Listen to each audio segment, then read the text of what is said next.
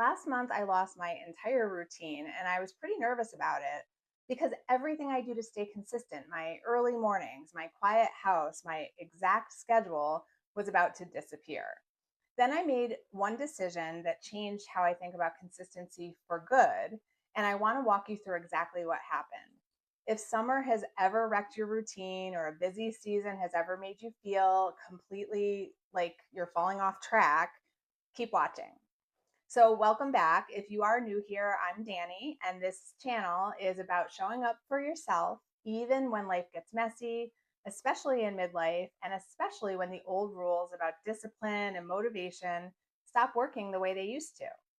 Today, I want to tell you about the 4 weeks that tested every system I have built for staying consistent and what actually happened when my normal routine got wiped off the map completely. So my daughter does a lot of theater, and this summer she signed up for a summer stock theater program, which was 3 weeks of rehearsals, Monday through Friday, at a theater that was about 45 minutes away from our house. If you've ever driven a teenager to something that is not close by, you already know the math that I was staring down. Drive her out, drive home, try to squeeze something in, and then turn around a couple hours later and drive back out to get her, all while gas prices are what they are right now, and my day is basically getting like eaten up by car time instead of doing actual work. So for about a day I sat with the old plan in my head, the plan where I drive home, try to cram in a little bit of work, and then head back out, already worn down before I even picked her up. I want to be honest about what that old plan really was. It wasn't a real plan, it was the version of consistency I had built my identity around: the early morning at my desk, the quiet house, the predictable hours. And I was about to lose all of it for most of the month of June. So I made a difficult decision and a different call. I decided that I was not driving home at all. I packed up my laptop, and for 3 weeks straight, I worked from wherever I could: my car in the parking lot, a booth at Panera, an outside table at Starbucks, 6 hours a day, sometimes more, in whatever spot I could find near that theater. Here's the part that surprised me: it wasn't as difficult as I thought it was going to be. My brain kind of made it into this big deal before it ever happened, and the story I'd been telling myself, that I needed my exact routine to get anything done, turned out to be a story and not a fact. What actually made those 3 weeks work was not the location, it was that I already had systems in place. I knew what I needed to do each day for my day job. I knew what I needed to do each day during my lunch for this brand that I'm building. And because those systems already existed in my head and in my process, I could run them from a parking lot the same way I did from my home office desk. I did not need the perfect environment. I needed the plan I had already built, and I just had to trust it enough to carry it with me. Here's the thing I did not expect at all: I was actually really productive during those 6 hour stretches. Not just getting by, but really genuinely getting things done, sometimes more than I would on a normal day at home, because there were fewer distractions and I was locked into the work directly in front of me. If that had been the only curveball in the month of June, this would already be a decent story about adapting for a few weeks. But it was not the only curveball. The summer stock program ended, and I spent that entire final weekend at my daughter's play, Rent, which is my favorite. And it was just amazing watching her do something that she loves and that she'd worked so hard on. Then the very next morning, Monday, I had to be at a conference in Orlando, which is another, 45 minutes away. And I had to be there very early in the morning for 3 straight days. I was in a booth for those days at the conference, not able to step away and work on, my work, my business, not able to do my usual routine at all, just being present, representing my company in person from open to close. This is where those same systems saved me again. Before the conference started, I sat down and I prepped what I could ahead of time. I scheduled posts in advance. I wrote captions I could send from my phone in a spare 5 minutes when I grabbed lunch or coffee. I did not need to be at my desk to keep things moving because I had already built the plan before I needed it. Looking back at that almost full month of disruption, here's what I actually learned. And it's not the lesson I expected going in. I used to believe that consistency meant protecting the exact routine, the same wake up time, the same desk, the same coffee, the same order of operations every single day. If any piece of that got disrupted, my old belief was that I had fallen off track and needed to find my way back to it. But this month of June this year proved that consistency is not the routine itself. Consistency is the system underneath the routine, the part that travels with you when the routine cannot. My time at my desk in my home office is not what makes me consistent. Knowing exactly what needs to happen each day for my job and for my brand, that's what makes me consistent. And that part comes with me whether I'm at my desk or sitting in a parking lot. This is where the belief shift really lives for me. I used to tell myself I'll get back on track as if being on track was a place I had left and needed to return to. Now I tell myself I'm still on track because the track was never the routine in the first place. The track is the follow through, and I never actually stopped following through. I just changed where I was sitting while I did it. If a busy season, a summer schedule, a trip, or kids' activity has ever knocked you completely off course, I want you to hear this clearly. Returning to consistency after a disruption is not a failure that needs fixing. Returning is the actual skill. The people who stay consistent long term are not the people who never get thrown off. They're the people who know how to come back quickly without shame, without needing a perfect Monday reset, without waiting for some ideal version of their schedule to magically reappear before they start again. This idea, building something that can flex with real life instead of falling apart when life gets messy, is actually a really big part of what I've been working on behind the scenes.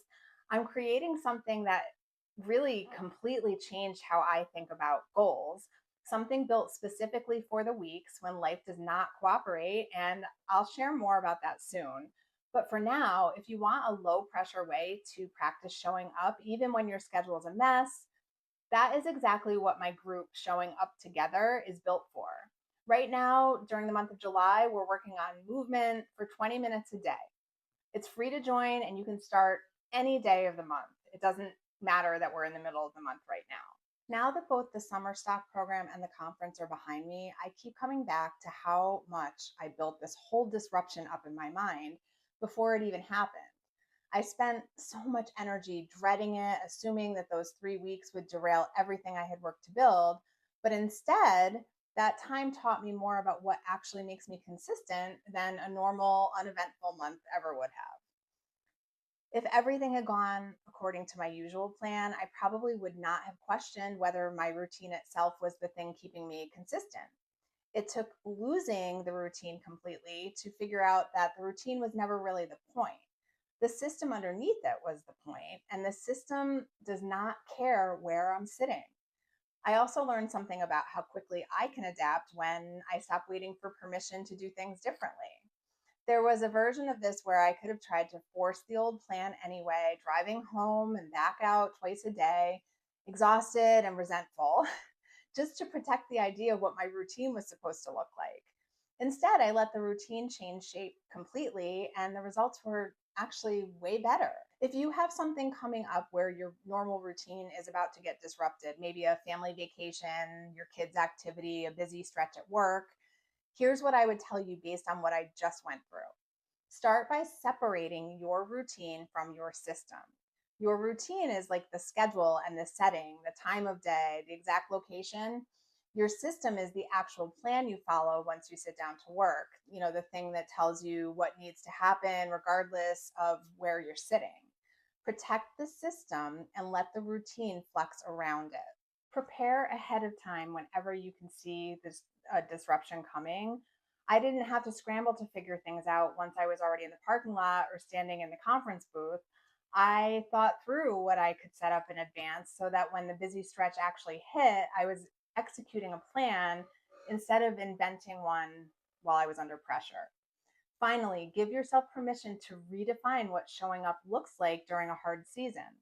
Showing up during those 3 weeks did not look like my usual mornings. It looked like a laptop balanced on my knees in a car or a phone screen at a lunch table.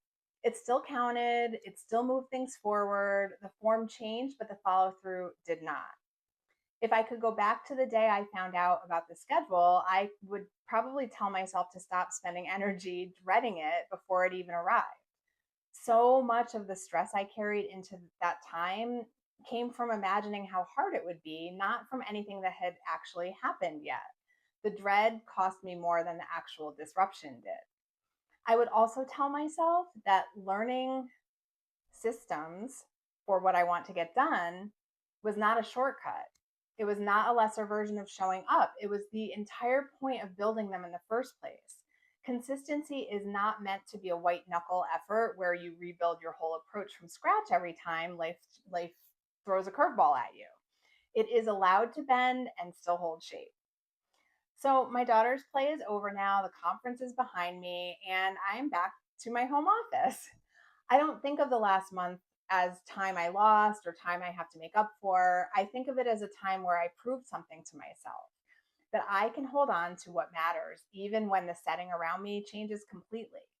If you take nothing else from this video, take this. You do not need your perfect routine to stay consistent. You need to know what actually matters underneath the routine. And you need to trust yourself enough to carry that with you into a booth at Panera, a busy week with the kids at home, or wherever life happens to put you next, even a parking lot. If this resonated with you, come show up with us inside the Showing Up Together Facebook group. It's a free and supportive group filled with women who are all working on something, and we do monthly challenges to help people reach their goals. I will link it below.